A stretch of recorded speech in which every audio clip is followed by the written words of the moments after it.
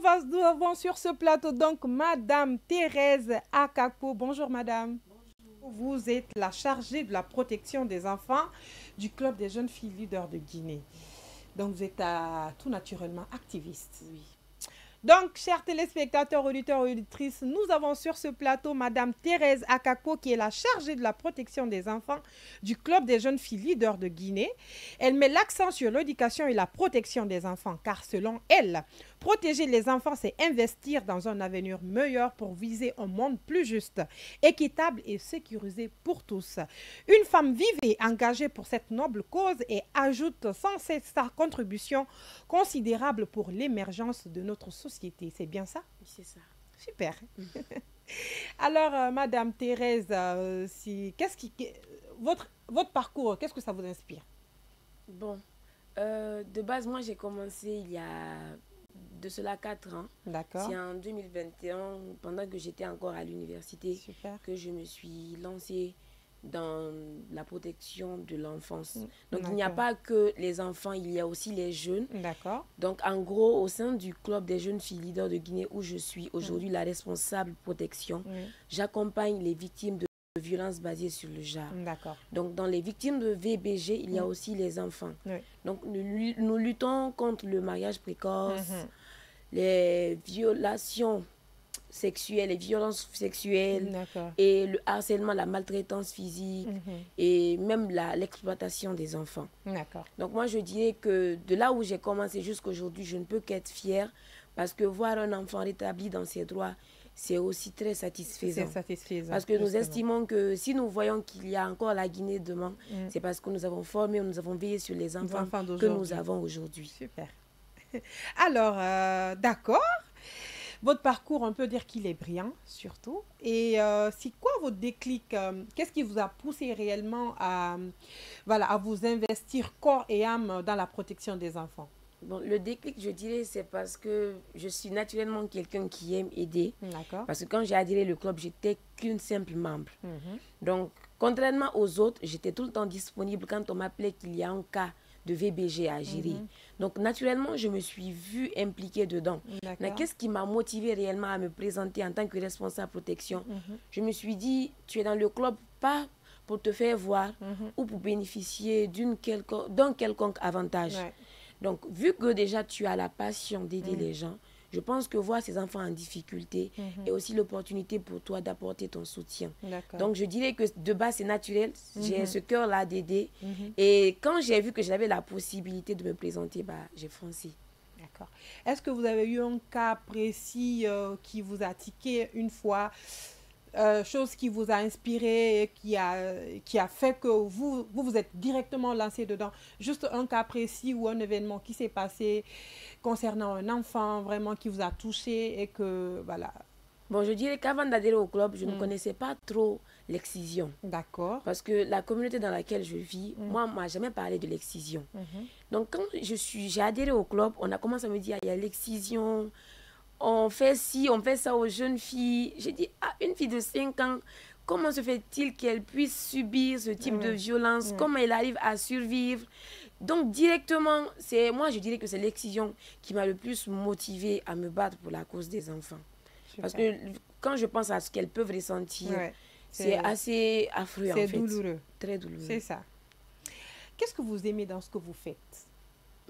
Ce que j'aime dans ce que je fais, c'est, comme je l'ai dit plus tôt, c'est le fait de voir les enfants rétablis dans leurs droits. Voir un enfant qui souffrait longtemps, obtenir un jour justice. Juste le fait que soit sa mère ou une connaissance puisse dire « Madame, merci beaucoup pour ce que vous avez fait pour ma fille. » Une telle réjouissance. Là, c'est très satisfaisant. Très satisfaisant, autant pour moi. Donc, moi, je dirais que c'est plus le retour positif que la gestion de cas amène, en fait, qui, moi, m'encourage le plus à continuer. Super. C'est bien déjà. Alors, comme dans toute autre organisation, institution, ou que ce soit même dans la vie courante ou dans vos activités, quelles sont je dirais, les difficultés que vous rencontrez en longueur de journée, même dans votre travail? Les difficultés que je rencontre souvent, c'est, si je prends directement sur les activités que je mène sur le terrain, je dirais que souvent, il y a une lenteur au niveau de la justice. C'est-à-dire, tu es sur un cas aujourd'hui. Avant d'obtenir justice, il y a assez de procédures. Aller à la médecine légale. Donc, d'abord, venir à la brigade pour signaler le cas. Aller à la médecine légale, faire les examens, revenir à la brigade avec le rapport médico-légal, suivre la procédure, envoyer la convocation chez le présumé auteur, vérifier que tous les faits sont justes. En fait, la procédure est tellement longue. Deux fois, il y a beaucoup qui se découragent. Donc là, moi, je trouve que c'est une difficulté parce que ça t'amène, toi, en fait, qui gère le cas, à faire beaucoup de démarches, à prendre la victime et tout ça. Sinon, en gros, les difficultés qu'on vit, c'est plus ça, en fait. C'est plus ça. Il y a aussi la pression... La pression de la société. De la société. Par exemple, toi, tu viens vers une mère pour lui dire que exciser un enfant, c'est pas bien. Il y a déjà des insultes qui pleuvent. C'est parce que on vous a payé, on vous a donné de l'argent que vous dites ce genre de choses. Donc, il y a aussi ce poids qui pèse. Mais bon, vu qu'on aime ce qu'on fait. Et tout à l'heure, le regard des gens sur vous, on va voir ici dans une autre question. Bien sûr, donc, c'est quoi l'importance de votre travail pour vous? Qu'est-ce que cette jouissance, exactement, vous l'avez parlé, vous avez dit ça tout à l'heure. Mais enfin, c'est quoi l'importance?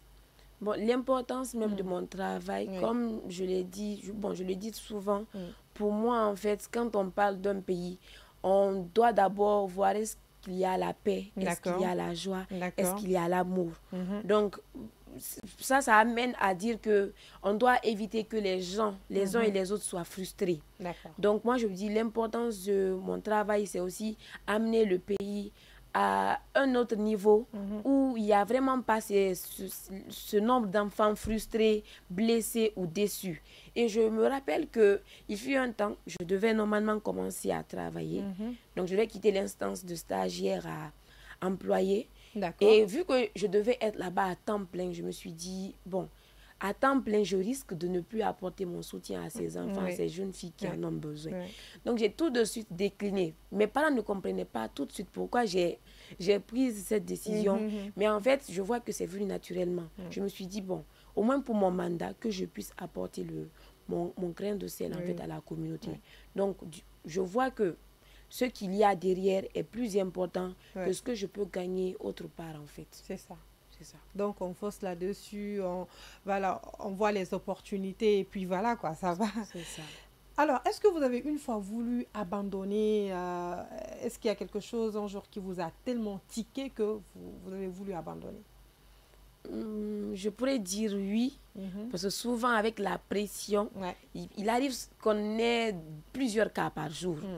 Donc, supposons que les filles ne soient pas assez disponibles. Donc, tu te retrouves seule à gérer tel cas, tel cas, tel cas. Donc, ça devient une pression de telle sorte que tu te dis, ah, est-ce que réellement ce que je fais apporte fruit? Donc, souvent, je me remettais en question, mais par après, je me disais, bon, si tu as commencé, essaye d'aller jusqu'au bout. Et quand vous allez des fois sur le terrain, est-ce que vous n'avez pas peur de votre sécurité? Si, j'ai souvent peur, mais bon, j'aime beaucoup le dire. J'ai dit, si quelqu'un ose s'attaquer à moi, qu'il sache que j'ai fait le karaté. Donc, moi aussi... c'est pour effrayer ou c'est pour de vrai? Non, je l'ai vraiment fait. J'ai commencé le karaté, puis je suis allée sur le judo. Donc, tout ça pour que j'ai plus confiance en moi, ça c'est de un. Et pour mettre en garde, en fait, les personnes qui vont vouloir d'une manière ou d'une autre s'attaquer à moi. Donc, moi, chaque fois, j'encourage les filles. Je dis, apprenez le karaté quand même, hein, parce que deux fois, on peut aller sur le terrain, qu'il n'y ait pas la police à côté ou la gendarmerie. Qu'est-ce que nous allons faire? Les caddies qui ont commencé avant nous, elles ont beaucoup été attaquées sur le terrain. Donc, aujourd'hui, on peut dire Dieu merci. Moi, en tout cas, sur le terrain, on ne m'a pas encore jeté une pierre. On ne m'a pas encore menacé avec un outil, mais à part les paroles, en fait. Et c'est peut-être parce que les consciences sont plus éveillées qu'avant. Oui, je dirais ça. Et qu'on tient compte, en fait, de votre combat sur le terrain. Je pense que c'est grâce à la conscience éveillée. Je suis tout à fait. Et quand vous êtes, par exemple, en situation d'insécurité sur le terrain, quels sont vos moyens de défense? Parce que vous avez parlé tout à l'heure de judo, mais est-ce que vous avez une autre protection? Par exemple, des agents qui vous accompagnent, des personnes qui sont derrière vous pour un cas, si réellement vous faites face à des problèmes. qu'ils viennent vous aider? Bon, généralement, quand nous partons sur le terrain, on part sans les agents. Parce que l'idéal est de faire passer un message. Donc, quand on veut sensibiliser, on estime que la personne qui reçoit le message doit se sentir en sécurité. Donc, si elle voit un agent, elle dirait pas, ça fait peur. Donc, on part nous-mêmes avec nos boîtes à images, on les parle de ce qu'on a à parler. Donc, ça dépend. Pour un premier départ, si on voit que la personne n'adhère pas à ce qu'on dit, on se retire pour ne pas créer quelque chose sur le terrain. Donc, on se retire tout doucement. Donc, actuellement, je dirais qu'on a aussi une bonne approche parce qu'on ne force personne à adhérer à ce qu'on dit. On parle, on discute avec toi, on essaie d'obtenir ton avis par rapport à ce qu'on dit.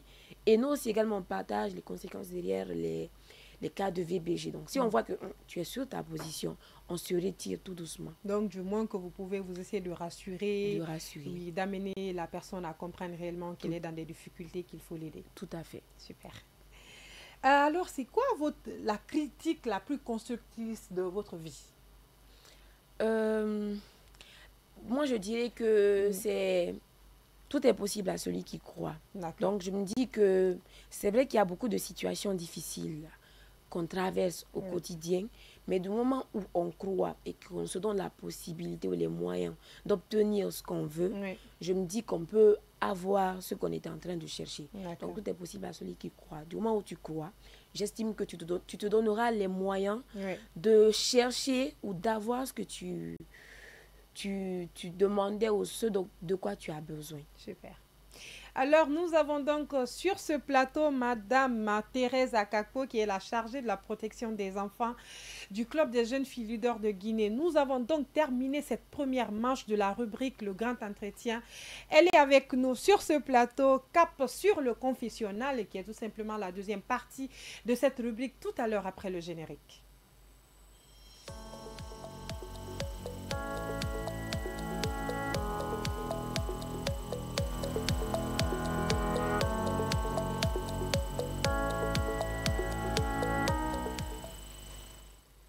Nous revoilà donc, très chers téléspectateurs, auditeurs, auditrices. N'oubliez pas de nous laisser des messages en live sur Facebook et sur YouTube qui passent maintenant là.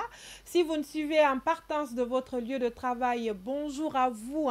J'espère que vous allez bien et que vous passez cette semaine avec joie. Surtout, nous sommes sur la 101.9 et sur toutes nos plateformes digitales. Nous avons donc sur ce plateau Madame Thérèse Akakpo. Nous voici dans la deuxième page, c'est-à-dire le confessionnal de cette rubrique, le grand entretien.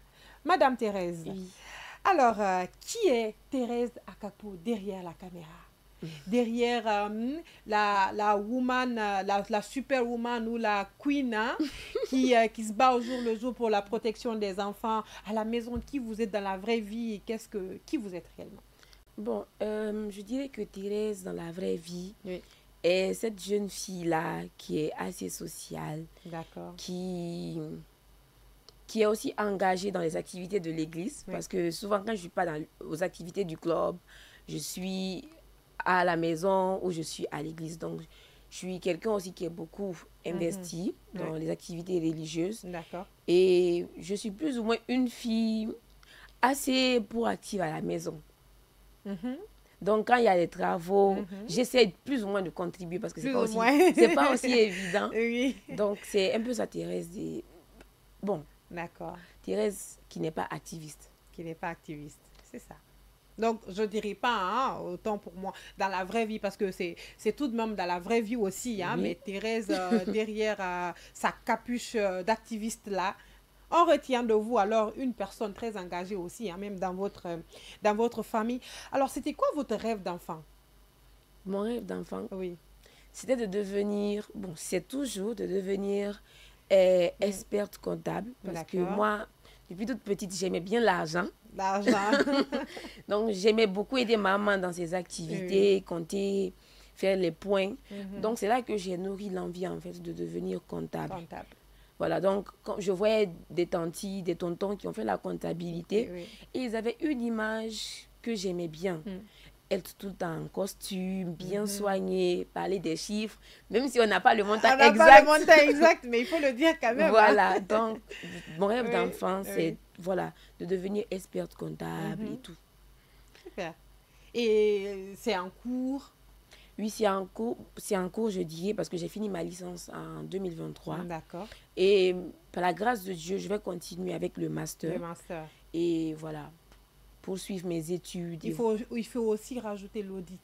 Oui, l'audit, c'est ça. L'audit. Donc, la comptabilité, l'audit et la gestion. Super. En fait. Donc, c'est un peu plus dans ça que je compte beaucoup plus m'investir pour le master et voir après ce qui est En faisable. tout cas, tout de même, comme pour vous et pour toutes ces personnes qui rêvent grand, bonne chance sur le marché de l'emploi. Merci. Aussi, toutefois, vous voulez être entrepreneuse aussi, hein? Bon, moi, je dirais que j'ai fait un peu de tout dans ma vie. Tout, ouais. Donc, depuis que j'étais au primaire, je vendais du lait avec du sucre. Moi aussi, j'ai vendu ça. Vous voyez? Ou bien kiri avec le lait, là, ou bien rien bonbon. Voilà. Donc, depuis toute petite, j'ai commencé à vendre les bracelets, je les confectionnais. À l'université, je vendais du savon, des chaussures. Oui. Donc, j'ai nourri en fait cette envie. Et je sais en fait tricoter des choses, des bracelets, des boucles d'oreilles. Des petites choses en fait avec le textile. Donc ça veut juste dire que si l'autre ne marche pas, l'autre va marcher forcément. Forcément. C'est ça. Donc je sais faire un peu de tout quand même. Super. C'est quoi votre plus grande peur? Vous avez peur de quoi? Ma plus grande peur, je dirais, c'est de ne pas rendre mes parents fiers demain. Oui, toujours. Donc je me dis qu'ils ont beaucoup investi en moi. Parce qu'avec mon frère, on n'était que deux. Bon, on n'est que deux enfants chez mes parents. D'accord. Donc ils ont beaucoup investi dans notre éducation jusqu'à ce qu'on soit où nous sommes aujourd'hui. Bien que la plupart des choses que je suis en train de faire, c'est de un pour me faire plaisir, de deux pour ma nation, et de trois, c'est pour rendre vraiment fiers mes parents. Que demain, quand ils regardent en arrière, qu'ils se disent que oui, on a investi. Elle a fait du chemin. Exactement. Donc, moi, ma plus grande peur, c'est de ne pas les rendre fiers. Mais bon, je sais que par la grâce de Dieu, ça ne va pas arriver. Ça ne va pas arriver, hein. Avec une fille intelligente, ça ne va pas arriver. Par la grâce de Dieu. Par la grâce de Dieu, on espère. Alors, c'est quoi votre faiblesse? Ma faiblesse, je dirais que c'est de plus répondre oui. Oui au lieu de non. Oui au lieu de non. Je suis tout le temps. Je suis assez disponible en fait. Donc là, c'est une faiblesse que j'ai aussi constatée. Des fois, vous n'avez pas l'envie de dire non. Exactement. Donc je suis plutôt oui. Vous devez lire le roman. Quand je dis non, c'est non. Hein? Oui, en fait, on m'a déjà parlé de ça. Donc actuellement, je suis en train de changer de caractère. D'accord. Parce que souvent, je suis tellement débordée. Quand on me dit, aide-moi à faire ça. Donc, quand je vois qu'il est dans le besoin, je dis, si je l'aide pas, qui va l'aider? Donc, il y a tout ça, en fait. Donc, là, c'est une faiblesse. Je ne sais pas vraiment dire non. J'essaie d'apprendre à dire non, deux fois. D'accord. On espère que ça va continuer. Hein? Voilà, merci. Voilà. Donc, citez-moi 3 de vos qualités. Et je vais vous épargner un de vos défauts. D'accord. Et parlant de mes qualités, je dirais que je suis une personne intelligente. D'accord. Je suis curieuse. J'aime apprendre. Et 3, je suis... Comment on peut dire ça? Proactive. Proactive. C'est-à-dire, si j'aime ce que je suis en train de faire, quand tu me confies une tâche, je vais tellement bien le faire. Et tu vas te dire que non, Thérèse, elle est la personne parfaite en fait pour ça. Ah oui. Donc, je sais, quand je m'investis dans quelque chose, je sais bien le faire. Super. Donc, parlant de mes défauts ou de mon défaut, je dirais que souvent, j'ai la flemme. Donc, quand par exemple, j'ai fait trop d'activités, je suis fatiguée et qu'après, il y a quelque chose que je dois faire, j'ai la flemme quand même. Donc, toujours reporter, on dit, bon, je vais faire ça le soir, je vais faire ça demain. Bon, je dirais que c'est un peu plus la procrastination. Mais sauf que je ne procrastine pas en tant que telle parce que souvent, je sais en fait les objectifs que je me suis fixés. Donc, c'est vrai que je suis un peu lente dans certaines choses, mais je ne procrastine pas en tant que telle. Donc, il y a un peu la flemme, la paresse qui s'installe. Mais il faut juste un petit déclic. Exactement. Et que le boom sorte, quoi. Tout à fait. C'est ça. C'est quoi votre phobie? Ma phobie. Bon, je dis, c'est quoi la différence entre phobie et peur? Déjà, je dirais que la phobie, c'est un peu plus accentué sur une peur liée à un animal, à un objet, à quelque chose. Ok. Oui. Moi, ma phobie, c'est le serpent. Bon, je ne supporte pas les serpents. Ah, pourquoi vous regardez le serpent?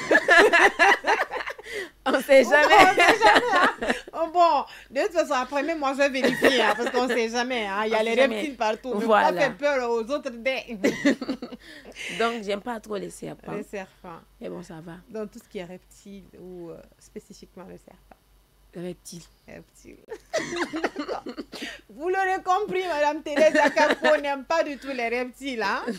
Donc, selon vous, c'est quoi le regard des autres sur vous? Quand les gens vous voient, qu'est-ce qu'ils se disent de vous? Et qu'est-ce que vous entendez? Parce que des fois, il y a ces regards que vous n'entendez pas, mais que vous pouvez avoir des informations d'autres personnes. C'est quoi le regard des gens sur vous? Qu'est-ce qu'on dit derrière vous? Ou devant même? Derrière ou devant, ce que j'entends, c'est elle est riche, elle est boss, ouais. Elle n'a pas le temps, elle ne pense pas aux autres. Donc, en quelque sorte, égoïste, en fait. Ouais. Et ce que j'entends aussi, c'est elle est trop gentille, elle aime la nourriture. Elle aime manger le dabali. Garba. Garba. Donc, c'est un peu ce que j'entends. D'accord. Donc, je dirais que je n'ai pas trop reçu de commentaires assez négatifs comme ça pour dire que, il y a ci et ça. Mais bon, beaucoup plus, ce sont ces retours-là que je reçois. D'accord. Donc, sur la question de savoir ce qu'est votre plat préféré, vous l'avez dit déjà, c'est le garba. Avec thon. Avec thon. Beaucoup d'huile. Non, pas trop d'huile, beaucoup de piment. Cube magie. Non, cube aussi, un peu seulement. Un peu seulement. D'accord.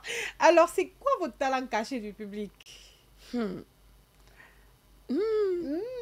Talent caché du public. Oui, peut-être que un petit truc que vous savez faire, mais que les gens ne savent pas forcément. Vous avez parlé un peu du tricotage. Je ne sais pas si j'ai bien compris. Oui, c'est pas le tricotage, c'est plus confectionner des boucles d'oreilles à base de perles. Des perles, oui. Donc ça, je sais le faire, mais les gens ne savent pas parce que je ne l'ai jamais mis sur les réseaux sociaux. Je sais aussi dessiner. D'accord. Bon, en tout cas, je me débrouille. Sur 10, tu peux me donner une note de 7. Donc, ce sont ces deux choses que je sais plus ou moins cuisiner. Je dis souvent aux gens que je ne sais pas cuisiner pour ne pas qu'on me dise que... il faut cuisiner pour moi. Donc, très souvent, je dis, je ne sais pas cuisiner, mais je sais. Je sais le faire. En tout cas, quand tu goûtes ma cuisine, c'est plus ou moins délicieux. Plus ou moins. Parce que comme on dit que le goût et les couleurs... Ne se discute pas. Donc, c'est pour que je dis plus ou moins. Parce que je ne sais pas. Peut-être que moi, ma façon de préparer ne puisse pas vous convenir. Donc, c'est un peu ça. Quel est le pays que vous voulez visiter? Et pourquoi? Moi, je dirais que c'est le Canada. Le Canada parce que, bon, de ce que je vois et de ce que j'entends, on me dit que c'est un bon pays où tu as la possibilité de plus apprendre. Donc, en matière d'université, moi, on me recommande souvent le Canada. D'accord. Donc, pour tout ce qui est lié au tourisme, là, je n'ai pas vraiment d'informations. Mais je suis curieuse dans le sens où de voir ce qu'ils ont à offrir en matière éducative, en fait. Super. C'est un peu ça. Et vous comptez y aller? Oui, par la grâce de Dieu. Par la grâce de Dieu. On va aller avec une autre question un peu plus poignante. Avec une somme de 150 millions, qu'est-ce que vous ferez? CFA ou franc guinéen? Franc guinéen, qu'est? Pourquoi que je demande? Parce que quand on attend 150 millions, c'est beaucoup, mais... Oui, on a l'impression que c'est une forte somme, mais après... Mais en tout cas, le minimum qu'on peut faire avec, qu'est-ce que vous ferez? Pour moi, je dirais, parce que là, actuellement, ce à quoi je pense, c'est de plus construire un centre d'accueil pour ces enfants qui n'ont pas de maison où vivre. Parce que souvent, on est confronté à ça sur le terrain. C'est-à-dire, un enfant se trouve dans des situations de difficulté, mais qui n'a pas un endroit où rester le temps que la procédure finisse. Bon, 150 millions, c'est vrai que c'est un peu petit pour construire un centre d'accueil, mais je me dis que si je commence, avec l'appui des institutions, de l'État même, qui sait, ça va grandir. Qui sait? Donc là, quand j'entends, c'est vers ça que mon esprit s'oriente. Donc tout le ménage là pour encore plus accentuer votre profil de protectrice d'enfants, tout ça. Parce que si le Seigneur me donne la grâce, je dirais qu'en plus de devenir comptable, j'aimerais en fait continuer sur le volet humanitaire et la protection de l'enfant, de la jeune fille. Super. Alors, qu'est-ce que je vais vous dire, hein? Bon, vous avez dit tout à l'heure que vous gagnez, ce que vous gagnez au-delà du fait que vous soyez bénévole. Donc, qu'est-ce que vous gagnez réellement? Parce que les gens vont dire, ils gagnent de l'argent, elles sont payées. elles ont, à part, moi, je pense que, parce que je suis aussi bénévole, mais je pense que à part le retour que les gens font, et est-ce qu'on gagne de la société, le regard des gens et tout, je pense pas qu'on gagne grand-chose dedans. Et peut-être la reconnaissance. Oui. Voilà. Donc, comme vous l'avez dit, souvent c'est la reconnaissance. Et je dirais que le bénévolat ouvre les portes à un très grand réseau. C'est-à-dire, quand tu es engagé, tu fais vraiment ce que tu fais avec le cœur, tu rencontres pas mal de personnes. Donc, si par exemple, toi, en plus d'être responsable protection, tu es aussi comptable, tu vois, le fait déjà d'avoir eu un contact, qui sait que tu veux devenir contact, et puis aussi engagé, exactement. t'ouvre des surtout portes. ce réseau-là, Exactement. vraiment solide. Oui. Ça ouvre les portes. Donc, ça. moi, en plus de ça, je fais des activités qui m'aident aussi à m'en sortir dans la vie. Parce que je dirais que depuis la 3e année de fac, j'ai commencé moi-même à me prendre en charge. Ouais. Donc, je dirais que les activités associatives, ça ne donne pas trop. Mais du peu que ça donne, en plus des activités que je fais en parallèle, j'arrive à m'en sortir. Super. Et comment faire pour adhérer au club des jeunes filles, pour toutes ces personnes qui nous regardent? Peut-être qu'il y a des jeunes filles qui sont en train de nous regarder, mais qui veulent vraiment adhérer au club. Quelles sont les procédures à suivre et comment y adhérer? D'accord. Donc, pour adhérer au club, il faut déjà savoir que tu dois lutter pour toutes les causes en même temps. Le viol, l'excision, mariage précoce, harcèlement, violence conjugale et tout ce qui va avec. Donc, une fois que tu te dis oui, je m'engage à lutter contre tous ces types de violences, on t'ajoute dans le groupe des adhérentes. D'accord. Donc, on a 2 groupes, le groupe des adhérentes et le groupe des membres. Donc, une fois dans le groupe des adhérentes, à chaque fois que nous avons des activités, des réunions, des sensibilisations, on passe l'information dans le but d'impliquer même les adhérentes, les nouvelles. Donc, tu dois prendre à au moins 4 activités que le club organise. Ça peut être des sensibilisations, des séances de formation, des causeries éducatives et tout ce qui va avec. Donc, quand tu participes à cela et qu'on voit que tu es ponctuelle, motivée, régulière, on passera les élections. Tu enverras donc une lettre parlant de ta motivation à la directrice exécutive, tout en mettant celle qui est chargée à l'adhésion en copie. D'accord. Et on va programmer un jour où vous allez venir au bureau du club et faire vos élections. Donc dire, je suis tel, je veux adhérer au club parce qu'il y a tel. D'autres, c'est souvent parce qu'ils ont une histoire personnelle et ça les a motivés à s'engager. D'autres, c'est parce qu'il y a une connaissance qui a vécu un type de VBG qu'elles veulent s'engager. Donc, il y a beaucoup qui viennent pour diverses raisons. Et en fonction de ce qu'elles disent, nous autres, on vote. Donc, on lève la main pour dire, ah, je suis pour, je ne suis pas pour. Et la majorité gagne. Donc, généralement, les filles qui viennent pour l'élection, tout le monde passe. On est trop gentils. Et puis, surtout, il y a beaucoup de problèmes à gérer. C'est ça. Ouais. Peut-être qu'on peut avoir un poste, il y a des adjoints. C'est ça, parce qu'aujourd'hui, nous sommes plus de 500 jeunes filles à travers la Guinée, parce qu'il n'y a pas que Conakry. À l'intérieur, il y a les antennes qui sont aussi là, qui se battent. Donc, moi, par exemple, j'ai une assistante qui m'aide pour la gestion des cas. Donc, quand je vois que je suis débordée, ah, c'est elle, j'appelle. Même à 0h, 2h, 3h, elle et moi, on parle. Donc, il y a tel cas, il faut qu'on aille demain à le projet ou à la brigade. Donc, on se planifie en fonction de ça. Super. Donc, on implique toutes les filles pour qu'elles se sentent impliquées dans ce qui se passe. Oui, importante surtout dans le combat que vous menez. Exactement. Super. Alors, nous voilà à la fin de ce confessionnal. Est-ce que vous avez été... Est-ce que vous avez été sincère avec nous dans ce confessionnal? Oui, très sincère. Très. Oui. À 100%. Oui, à 100%. En tout cas, j'ai dit ce qui est quand même. Super. On aime ça. Dieu merci. Très chers téléspectateurs, auditeurs et auditrices, on y va pour la phase finale de ce grand entretien. Nous avons comme invité du jour Madame Thérèse Akakpo, chargée de la protection des enfants dans le club des jeunes filles leaders de Guinée. C'est tout à l'heure après le générique.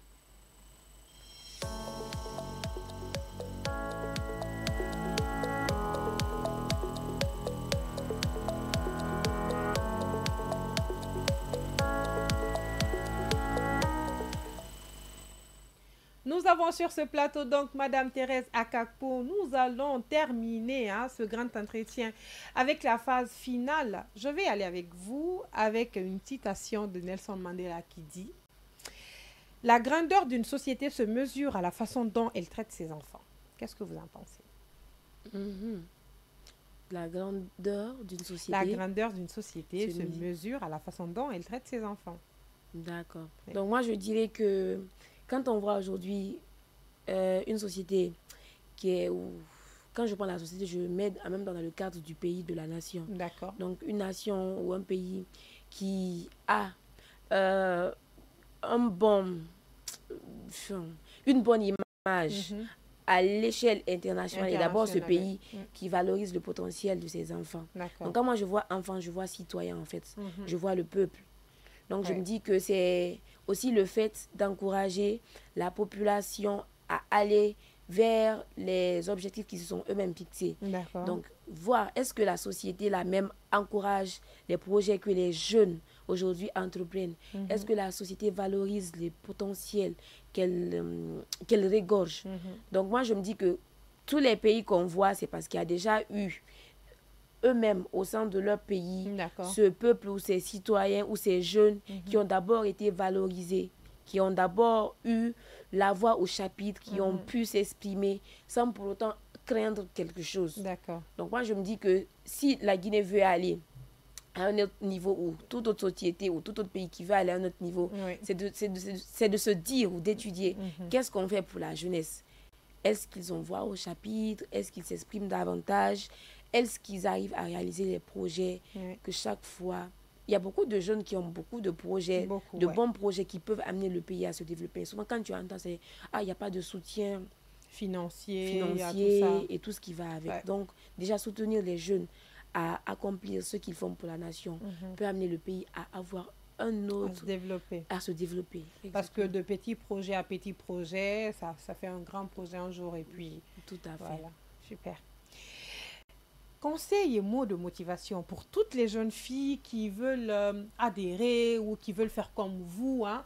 Personnellement, quels sont les conseils que vous pouvez les prodiguer afin de vous ressembler du moins qu'elles peuvent quand même, hein, parce que voilà, vous avez dans la société aujourd'hui une tâche sur vous, une marque qui est noble surtout. Donc, si elles veulent par exemple vous ressembler, quelles sont les motivations, les conseils que vous avez à leur donner? Ok.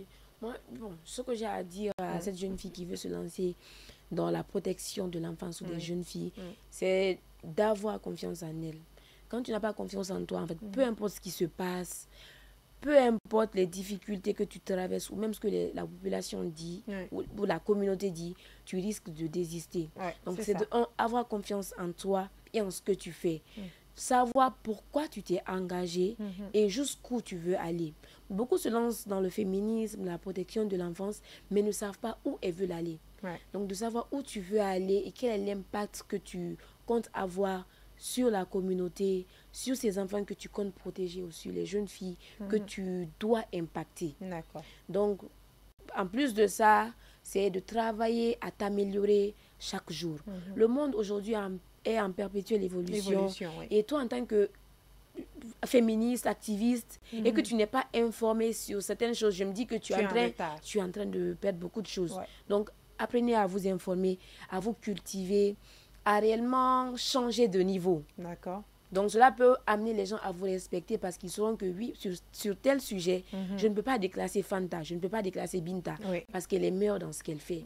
Donc, en plus de Elle le fait bien. Exactement. Oui. Donc, en plus de vous cultiver, d'avoir confiance en vous, essayez de bien faire ce que vous faites. Faites-le avec passion, avec amour et remettez le reste entre les mains de Dieu parce qu'il n'y a que lui qui puisse nous aider à accomplir les objectifs que nous nous fixons.